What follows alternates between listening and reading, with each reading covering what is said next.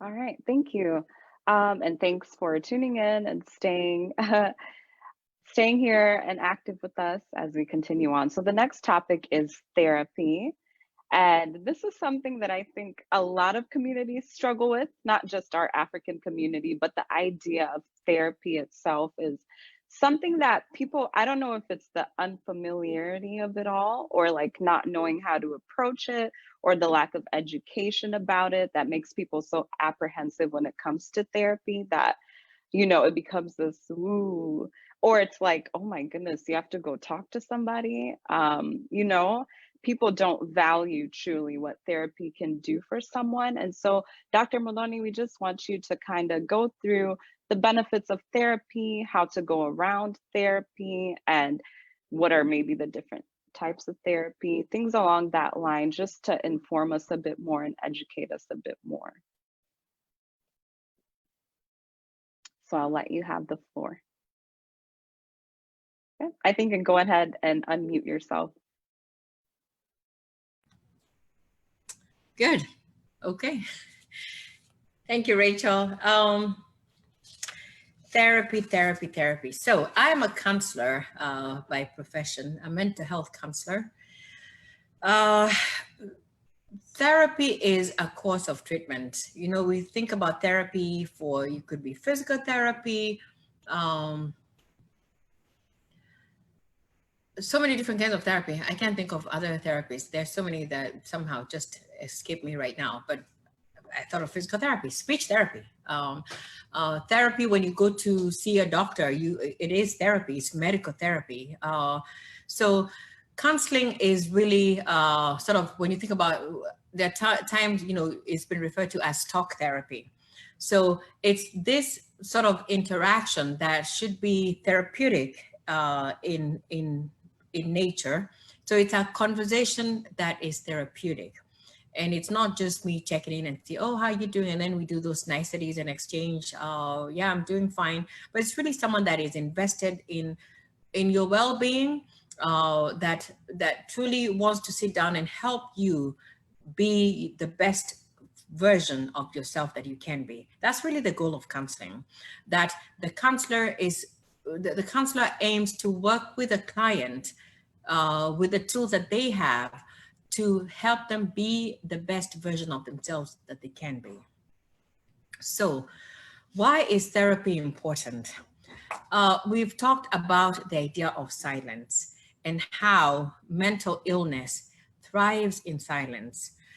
So seeking therapy is really, really important in that it's one way that you can go and seek and talk with a professional, somebody that is trained to help you get through those challenges, regardless of whether it's mood disorder, it's an anxiety disorder, substance abuse disorder, whatever it is that your challenges are, the realm of your challenges, that you will have counselors who are trained to work with you and help you work through that. What therapy isn't is a place for you to find concrete answers. That's one of the things that I think a lot of people in the African community find frustrating, that when you go to a counselor, you're expecting them to tell you, oh, do X, Y, Z. Many times counselors are not going to say, it's not like a doctor that you go to and the doctor prescribes and says, take this and then you're going to be fine. With a counselor, a lot of the time, it takes quite a bit of work, because these issues need time. It's important to get a good understanding of what it is that's contributing to these factors in your life. And so counseling is an investment of time and effort on your part, as well as on the part of the counselor. So just important as you're thinking about that, one of the things I think about people that struggle with mental illness, so a person that struggles with depression, for example, and I use depression a lot because it's very common. So a person that's struggling with depression, there may be a sense that, oh, you just need to get over it. You just need to get up and move on. Stop being such a baby. Stop complaining. Your life isn't really hard. I think that I forgot to say that, because especially for us Africans, we tend to minimize mental health issues because you don't see them as real problems. Because a person is not limping, because they don't have a wound, that they're walking around with an open wound, or because they live in a nice house, because they drive a nice car, because they have a job, and their life seems okay. They're not wearing ragged clothes. They seem okay. But so their struggle, their mental health struggle might not be apparent to you. And so there's a sense that, oh, you're just looking for attention, or you're just never satisfied, or, the idea of get your bootstraps on, like put on your big girl panties, or put on your big boy pants and get up and take care of business, right? Going back to that idea of stigma, of the idea of weak, that because you have a mental illness that you're weak. So there's a lot of that kind of thinking that deters people from seeking therapy. And there's the sense that you need to just get over it. I have never seen in any other instance a person suffering from something as critical as depression, for example, and they were just told, oh, you just need to get up and keep going, right? If somebody comes to you and they have a wound on their forehead or on their finger, they have a major injury, and they're bleeding, you're not going to just say, oh, you just need to get over it, right? You might help and put a band-aid, right? And put a tourniquet or whatever you can do to apply pressure so that you stop the immediate bleeding. So that is what you might think of as a crisis session, really quickly sort of listening to them and trying to help. But beyond that, you know that they need additional help. I don't have the resources to help you, but I'm going to help you get the help you need. So very important to be open to therapy as a community, to support people seeking help and to encourage people seeking help. I speak here, I know I saw one or two pastors, there might be more, and in any case, maybe somebody will come back and listen to these after the fact. I listened to a video the other day. There's a PCEA church in Kenya, in Muthoni. I don't know if anybody is familiar with that. There's a young girl there that is singing just out of this world. They have a choir. I think they have a Facebook page. My sister has sent that to me a few times lately because their service is now streamed live. So I was listening to their service on Sunday, and the pastor at the end of that service, when he was giving his sermon, he talked about counseling, mental health counseling. He encouraged people, if you're struggling, go see a counselor. I was really blown away by that. I had to listen again. A counselor in Kenya at a PCA church in Muthoni telling people, see a counselor, saying it's okay to see a counselor. This is how we shall break the stigma. This is how we break the silence. Our pastors have such a voice in our community. And I really, truly encourage pastors to have an openness to counseling, encourage people to seek counseling, because it's really, truly something that's going to be ultimately helpful. And the people in this group, to encourage your friends as well. There are many, many resources in our communities, wherever you live.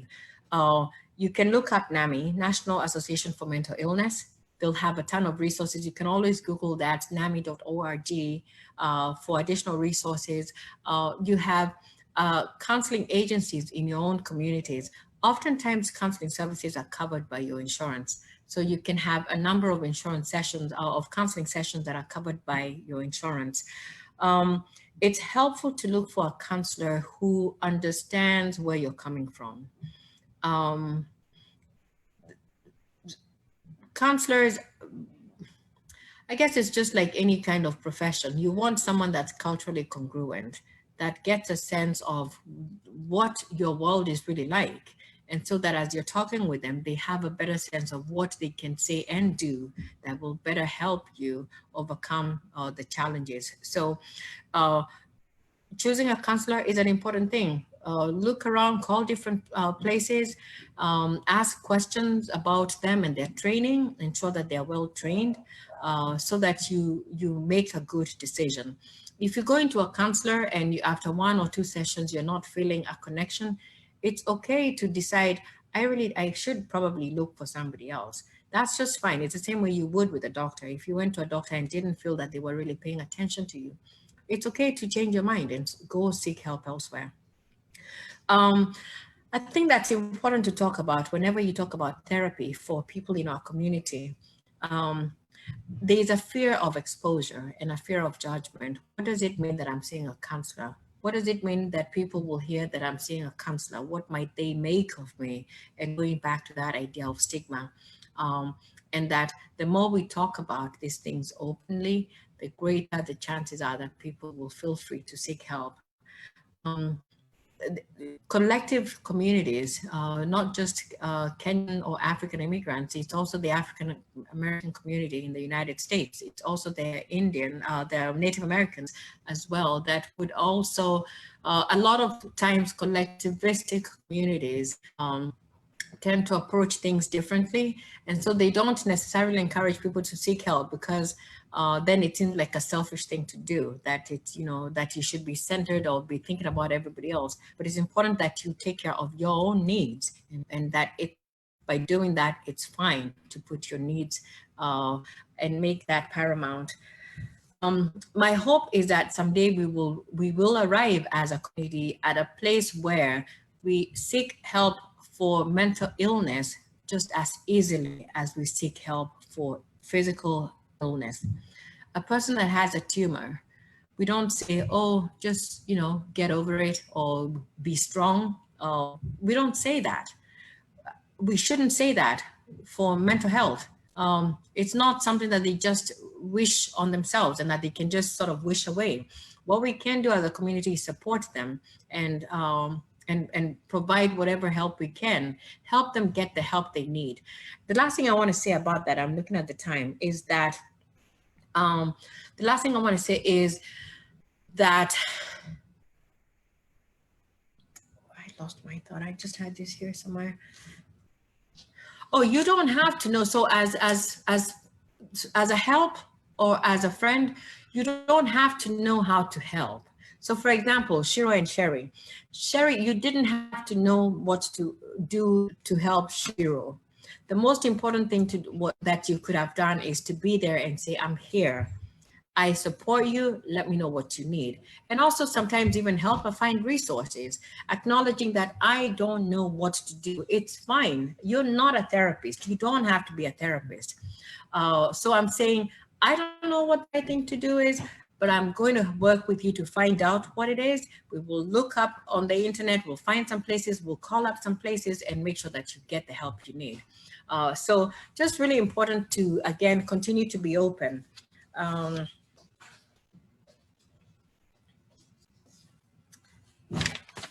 Right, okay, and I think I am going to turn it over so that we have questions.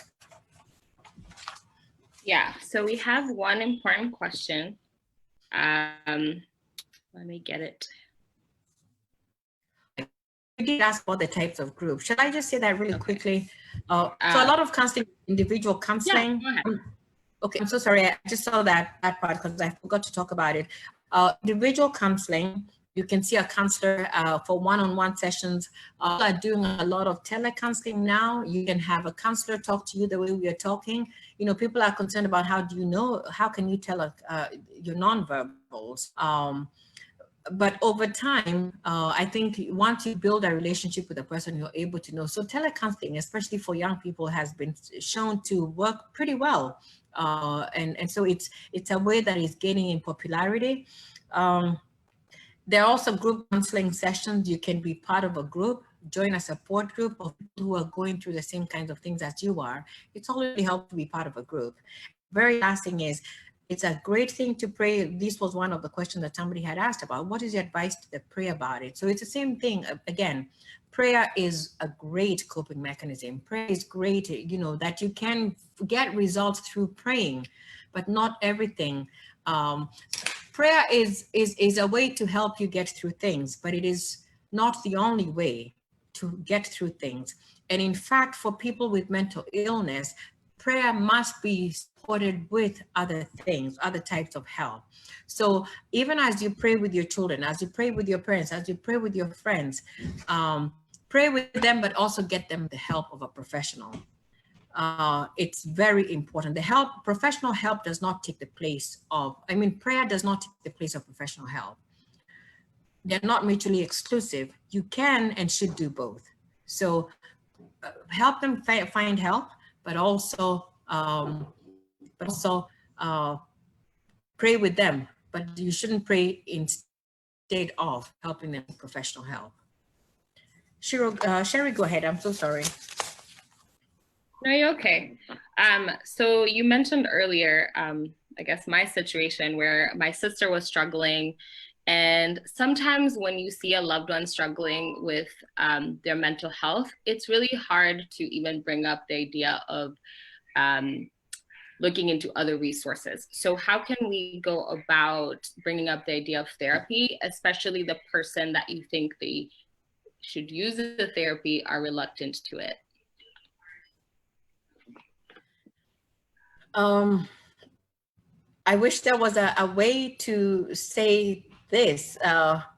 It's a hard conversation to have, but we have to be ready and willing to have those difficult conversations. So if there's no other way to ask about it. So for example, one of the things when we talk about suicide, for example, and you're concerned about somebody that has shown some signs of being suicidal, and you want to ask them if they have thought of suicide, right? In the past, we always were afraid to actually mention the word because you thought that by mentioning it that you will offend the person, right? But we have found, research finds that people who were considering suicide are relieved that somebody asked, and that somebody asked directly. People that were not considering suicide, it was easy for them to say, oh, no, I wasn't. Oh, I'm glad you asked, but no, that's not something that I've been considering. So we have to be really bold and brave in our asking. And I know you're risking relationship. You're risking that awkwardness. It's the same kind of awkwardness where, Sherry, I ask you, how are you? And you tell me, I'm fine. Then I'm going to stop and say, really, how are you? Right? That's awkward because that's not what we do as a society. I ask you, how are you? And I just want you to say, I'm fine. And then we can move on to the next thing. When I say, how are you? And you say, I'm fine. And then I say, Sherry, how are you really? Right? That's an uncomfortable question. So the same way you have someone that you're concerned about, how are you? Let me tell you why I ask how you are. I've observed you over the last few weeks. I've observed the last 2 months, and I'm seeing things that really worry me. I say this because I care about you. I'm asking this because I love you. And I know you don't want to feel like I'm all up in your business, but you are my business, right? So it's not an easy, it's not an easy thing to ask, but it's really not a hard thing to ask. We have to be direct. That's part of breaking the stigma. It's talking about things really openly, right? Let's not try to beat about the bush. I'm not trying to be out to be smart and sort of sneak up the question and find another way to ask it. I'm just going to ask you really directly. I'm concerned about you, and here is why. Let's talk about it, right? Right.